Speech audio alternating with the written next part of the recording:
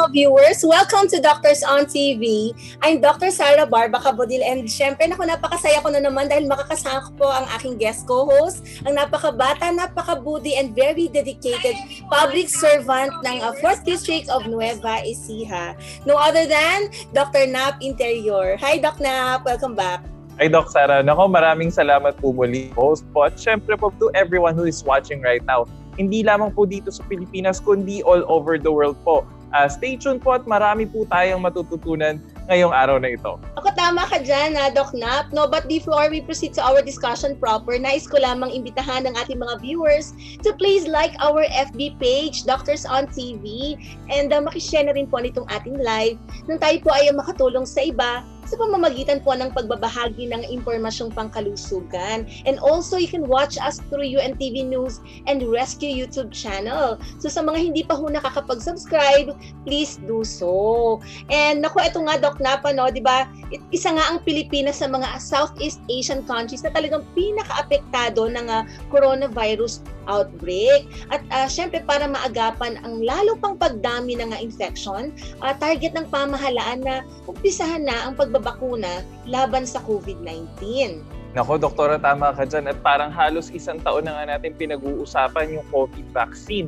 Pero inaasahan sa pamamagitan nito ay makakamtan natin ang tinatawag na herd immunity. Pero ano nga ba ang buong pagkakaunawa natin dito at maaaring maging dulot ng COVID-19 vaccine?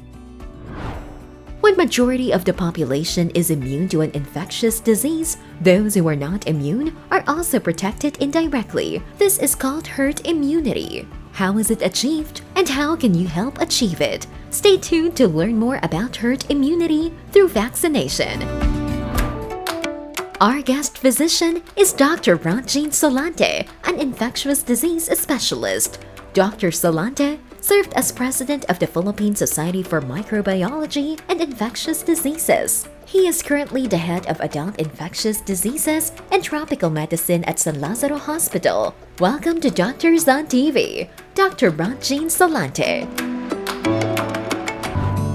Oo, at para masagot ang ating mga tanong at agam-agam tungkol dito, kasama natin ngayon ang isang infectious disease specialist, si Dr. Ronjean Solante. Hi, Dr. Ronjean. Welcome to Doctors on TV. Hi, Doc Sara and Doc Nap. Kumusta? Eto, Doc, ito po, kahit pa paano kasama rin po ako dito sa mga, mga individuals po, lalo na sa mga Pinoys po, na parang nakakakita na kumbaga light at the end of the tunnel. Kasi parang ito, nagkakaroon tayo ng pag-asa na at least finally, medyo may pag-asa na malapit na po nating maibsan itong pandemya na ating sinusuong mula nung isang taon pa po. Excited nga po ang karamihan, as I should say, na dahil nga gawa sa paglabas ng iba't ibang mga bakuna. But before we proceed to that, lagi po nating naririnig yung pinag-uusapan na herd immunity. Nako, ano po ba talaga tong herd immunity na tinatawag na ito?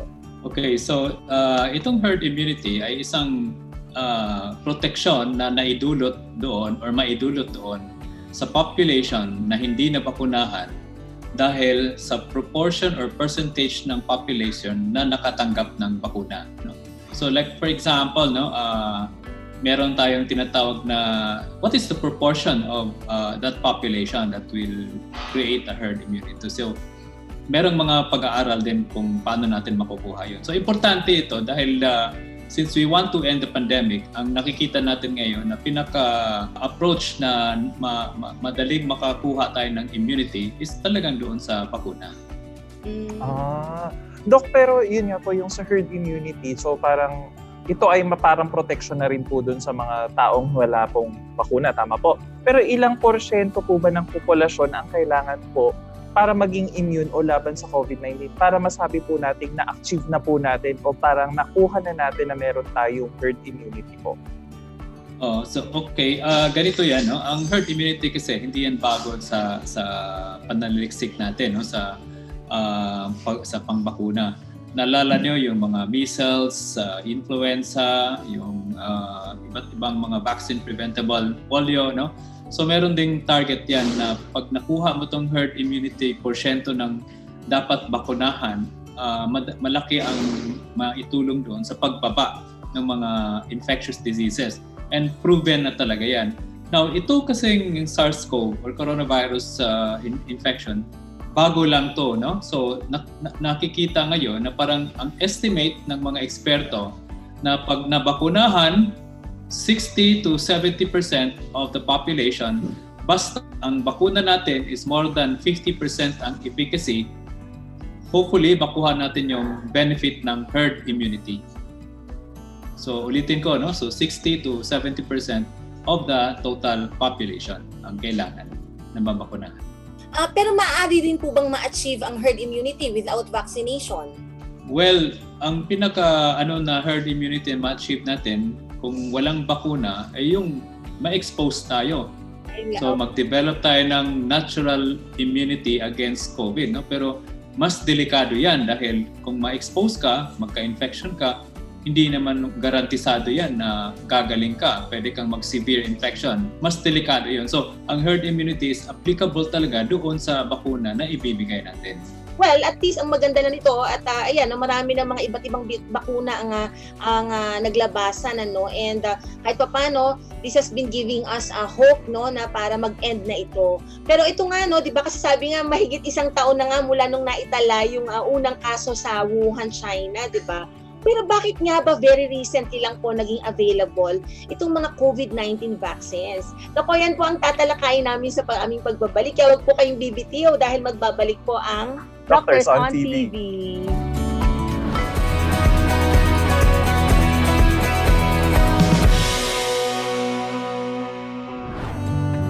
Again, welcome back. You're still watching Doctors on TV with me, Dr. Sara Barbaca, Kabodil and Turnap Interior, and our specialist, Dr. Ron Jane Solante. Yan. So, ito, no, pinag-uusapan pa rin ho natin yung about herd immunity, you know. And ito nga, we've been patiently observing physical distancing and other health protocols while waiting for an anti-COVID-19 vaccine that is safe and effective to be given. Okay. Naku, after a year nga, Doktora, meron nga ito, yung parang sunod-sunod na balita na meron ng dumadating na bakuna na nagiging available. Pero syempre, tanongin natin si Doktor kung bakit nga ba ganito kahaba. So, Doc, how long does it take po para gumawa o makadiscover po ng isang vaccine from a research to human trial po? Okay, so sa pag-develop ng isang bakuna, it takes like 15 to 20 years yan, no?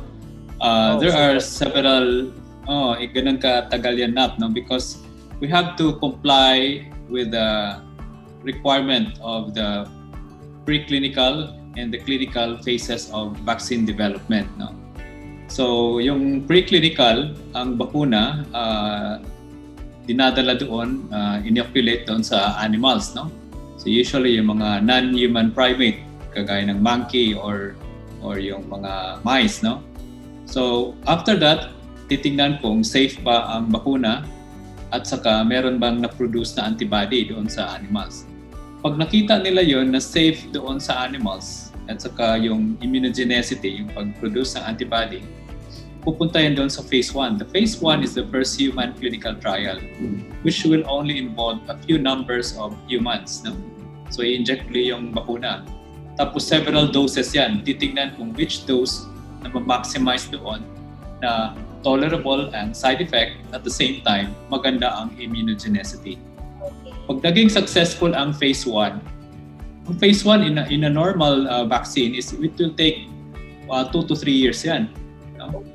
And then phase 2, maramihan na subject, na participant, like 1,000, no? 1,000, 2,000, and it takes another 3 to 5 years. Pag nakita na subok na yung bakuna, safe sa tao among the phase 1 and phase 2 trial, and at the same time, maganda ang protection niya based on the antibody that is being produced, and then pupunta na tayo doon sa phase 3. Sa normal development, ang phase 3 will take between 5 to 7 years. In some vaccines, it will take 8 years. Kasi follow up mo yung mga participants.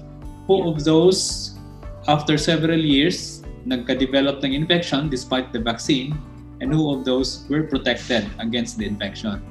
And of course, kasama pa rin dyan yung mga side effect ng mga bakuna habang minomonitor sila. No? So in totality, it will take 10, 15, or even 20 years. So doon makikita natin, pag binabakunahan ka ng ganong bakuna alam mo ang duration ng protection. 5 years, 10 years. Balik tayo dito sa SARS-CoV. No? The first time that na-sequence ang virus was in January. So nakita yung whole genome sequence, nakita nila ito. Doon pa lang, nalalaman ng mga scientists. So nung nakikita na nila yan, doon pa lang sila nag-umpisa na maggawa ng bakuna. And this is the first time na napakabilis ang paggawa ng bakuna dahil kinakailangan. No? Because pwede naman palang gawin ng bakuna in a short time para lang masugpo natin yung pandemic. Having said po yung duration of time, kasi as compared nga po dun sa iba na parang it took like 10 to 15 or even 20 years like what you said po. And then ito po, like 1 year pa lang tayo so far no, mula pong na-document yung first case po nitong COVID-19. Paano po yung mabilisan po yung trial? Does it mean very safe pa rin po pala ibigay po ba itong vaccine ito? Considering meron tayong mga umikli po, okay, yung span of time para maobserbahan po yung mga nag-undergo ng mga initial phases of trial po, Dr. Jean. Okay, so una ang pinaka-factor dito is funding. Yes. So, kumpleto sa funding yan. Lahat ng pera binigay, no? Nagtutulong-tulungan ang mga gobyerno ng mga mayayamang bansa, United States, UK, no? Tapos, hindi lang gano'n, no? Inipon talaga nila yung mga scientists, yung mga drug companies, na mga subok na gumagawa ng bakuna, inipon nila yan para lang gagawa ng bakuna. So they gave incentives to the pharmaceutical industry para at least mapabilis ang pag-develop. No? Tapos, isipin natin na hindi shortcut to. Dumadaan din sa preclinical studies, sa phase 1, phase 2, and phase 3. So yung mga natatapos ng bakuna ngayon dahil naka-release na sila ng phase 3, hindi ibig sabihin tapos na yung pag-aaral nila. Because the phase 3 result is just interim. So ito yung first 2 months after na naibigay yung pangalawang dose na nakita nila 94, 95 ang efficacy, o pwede na to, ibigay na natin to doon sa population na i-prioritize natin, hindi pang mass vaccination. Kasi hindi natin alam pa kung anong magiging epekto nitong bakuna long term, both safety and immunogenicity.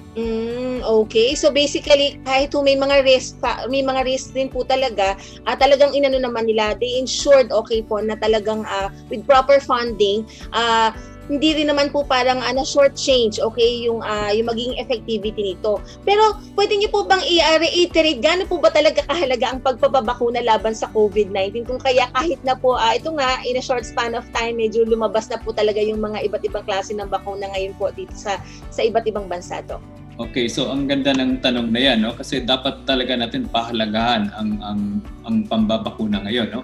Bakit mahalaga? Unang-una, walang gamot ang COVID na nakikita ngayon na talagang 100% effective na ma-prevent ang COVID. Pangalawa, walang gamot na nakikita ngayon na pag severe ka, pag bibigyan ka ng gamot or antiviral, okay na yan, subok na yan. Pwede nang hindi mamamatay. So because of these uncertainties na hanggang ngayon, ang COVID merong local transmission, may nagsasurge ang cases sa different countries.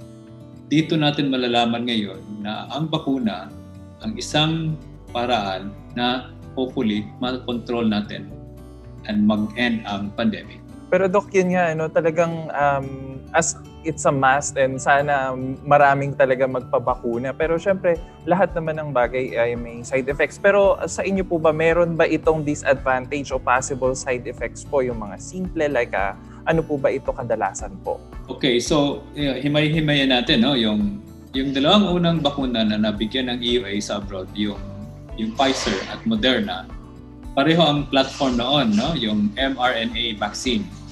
Now, the nature of the mRNA vaccine is that highly reactogenic. Ibig sabihin, konting pagbigay niyan, meron ka ng reaction, either local or systemic. So doon sa mga pag-aaral sa phase 3, ang pinaka-common doon is talagang yung pain at the injection site, no? So may mga iba, sumasakit ang katawan, yung iba, may lagnat, yung iba naman, may vomiting, sumakit ang ulo, no? But all of this, kung i-total mo yan, hindi yan siya ganoon ka-delikado dahil ang severity niya is only mild to moderate. And in fact, kadalasan doon nawawala within 72 hours, no? Now, ipaghambing mo yan doon sa benefit, which is maprotektahan ka para makakuha ng COVID, di mas okay tong benefit na to Kaysa, I have to go through this mga local or systemic reaction. Normal naman to Nabakunahan ako ng flu noon, nabakunahan ako ng zoster vaccine. Ganon din naman ang mga side effect, no? So, that's the reason of the parang mga common approval. lang din ito, no? Yes, oo. So, siguro, importante yan, no? So, pag makipag-usap tayo sa kasi ngayon, marami talagang kumukontra din sa bakuna. Lumalabas na yung mga totoong na mayroon talagang mga grupo na ayaw talaga ang pagbabakuna. Yeah. Pero ito, Doc, kunyari nabakunahan na pong isang tao, safe na ba siyang lumabas-labas? I mean, basically, hindi talaga siya tatablan and hindi rin niya maiyahawa? Okay, so napakagandang tanong niya, no? Ang akala kasi natin, pag nabakunahan tayo, hindi na tayo nakakahawa, no? Remember, ang bakuna, ang pinoproduce ng antibody para yung mikrobyo, hindi pupunta doon sa ACE2 receptor ng katawan natin para hindi tayo mag-develop ng symptoms. Okay? Pero hindi pa natin alam kung how effective ang bakuna para i-block niya ang pag-bind ng mikrobyo doon sa mucosal surface natin, sa ilong, sa bibig, no? Or sa throat natin. So, sa ngayon, wala tayong alam kung makaka-control or decrease ba to sa transmission until such time matatapos ng mga phase 3 trial. Kaya nga, pag nabakunahan tayo, tuloy-tuloy pa rin ang pagsuot natin ng mga minimum level of protection sa public at sa mga gusali kung mataas ang COVID. So dapat talaga tuloy-tuloy pa rin ang ating pag-practice ng basically ng physical social distancing, and then parang yung pag-disinfect ng mga surfaces, and basta basically whatever that we can protect our bodies, no, from contracting itong infection na to, no. And sana sumunod tayo lagi sa batayan na pinapalabas na pamantayan po ng pamahalaan para kahit papaano ay makontrol na po natin ito talaga globally. At lalo nga ito, 'di ba, target nga daw po ng pamahalaan talaga na mabakunahan ngayong taon kontra COVID-19 ang 70 million adults. So that's a lot, napakarami, no. Pero ano nga po bang choices ang meron tayo sa ngayon? Nako, yan po yung aming pag-uusapan sa aming pagbabalik. Kaya huwag kayong bibitiw dahil magbabalik po ang Doctors on TV.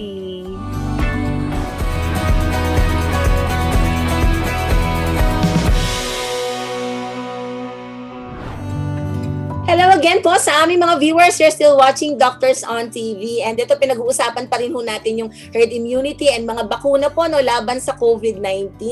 And speaking of that, Dr. Jean, okay, so ano-ano nga po ba itong mga types ng vaccine po, no, na ibinibigay laban sa COVID-19?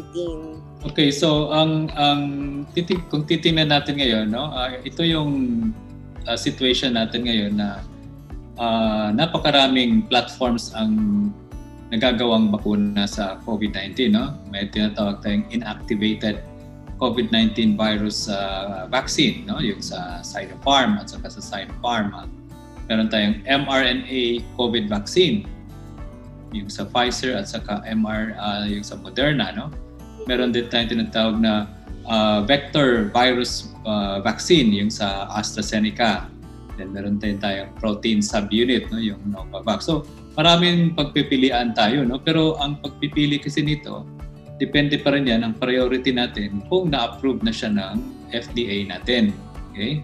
So, kagaya ngayon, so far, nabalitaan niyo naman siguro na sa Pilipinas, ang FDA binigyan na ng emergency use authorization ang Pfizer-BioNTech na vaccine at saka yung AstraZeneca. So, anytime darating tong mga bakuna na to, magpabakuna na tayo, especially tayo mga frontliners, tayo yung nasa bungad talaga ng mga pasyente ng mga COVID, so tayo yung unahin na magpabakuna. Pero Doc, syempre po sa kaalaman po ng ating mga kasangbahay po, kasi kanina nabanggit po natin yung mRNA at saka po yung inactivated at maraming klase pa pong vaccine. Pwede po ba tayo magbigay kahit po overview o mag-share ng comparative analysis po kung ano po yung pagkakaiba po ng available po na bakuna kahit dalawa lang po, Doc? Okay, no? So siguro ang pag-ikumpara natin yung Pfizer, Moderna at saka yung Astra kasi ito na yung medyo na-approve na sa EUA sa ibang bansa, no? Saka yung dalawa na na-approve dito. Yung Pfizer, ang parameter na napakaganda ng bakuna na yan dahil na-prevent niya na mag-develop ka ng COVID in 94 to 95%. So for that alone, malaking bagay yun, no? At sa pag-prevent din niya ng severe COVID, no? Mataas din ang percentage din niya. Yung Moderna naman, magkahawig lang yan sa Pfizer. Yung efficacy din niya para hindi ka makakuha ng COVID at saka hindi ka magkasintomas is also between 94 to 95%. 100% din siyang na makaka-protekta doon sa severe COVID. Yung AstraZeneca naman, overall efficacy niya is 70%. Okay? Pero doon sa datos nila, kasi hindi pa natatapos yung interim data nila sa mga matatanda, konti pa lang yung nabakunahan, hindi pa sila makapaglabas kung ano ang protection na nakukuha doon sa mga 65 years old kasi hinihintay rin natin yung data na yan. So far, kung makikita mo, dalawa ang maging benefit niyan, no? One is it will protect you from development of symptoms from acquiring COVID. At the same time, prevent from developing severe, no? Pero to, kung kunyari po, okay, nakapag-decide na nga, sige, magpapabakuna na, wala na yung takot. Pero ano po yung mga dapat pong gawin o kaya dapat tandaan before and after ng vaccination? Okay, so before the vaccination, no? So dapat alalahanin mo, ano ba yung mga allergic reaction mo na nakita mo sa sarili mo? Meron ka bang mga allergic reaction sa bakuna before? Meron ka bang mga allergic reaction sa gamot or sa mga pagkain? Kasi isa yan sa mga tinitingnan din pag nagbakuna na i-closely monitor ka dahil hindi rin natin alam, baka meron ka rin allergic doon sa component ng bakuna. No? So yun ang pinaka-importante. Kung meron kang kapansanan like diabetic or hypertension, bago ka magpabakuna, dapat kontrolado na yung diabetes mo. Maganda na ang level ng sugar mo. Maganda na ang level ng hypertension mo. Para at least kung magbakuna naman, at least hindi magiging unstable itong mga comorbidities mo. Pagkatapos ng bakuna, i-monitor ka rin ng doktor, no? Then you will be given a list of mga possible reactions na you have to tell them once it will occur, either by telephone or by anything na ma-relay mo lang doon para at least ma-document yan doon sa mga nagmo-monitor. So ito naman po, Doc, ngayon naman po ay dumako tayo sa ating segment na, Doc, tama o mali?